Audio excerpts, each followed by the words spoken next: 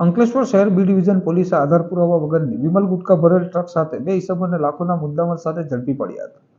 બનાવની પ્રાપ્ત વિગત અનુસાર જિલ્લામાં મિલકત સંબંધિત ગુનાઓ અટકાવવા તથા અસામાજિક પ્રવૃત્તિઓ ચલાવતા ઈસમો વિરુદ્ધ કાયદેસરની કાર્યવાહી કરવા આપેલ સૂચનાના અનુસંધાને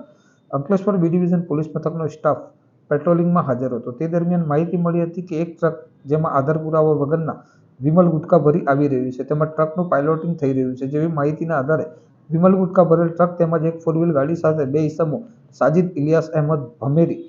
ઇદ્રીસ ઉર્ફે ભુરિયો સિદ્દીક અબ્દુલ બંને રહેવાસી તાલુકો ગોધરા જિલ્લો પંચમહાલનાઓને સીઆરપીસીની સંલગ્ન કલમ મુજબ અટકાયત કરી તેઓ પાસેથી એક ટ્રક કે જેની આશરે કિંમત ₹10 લાખ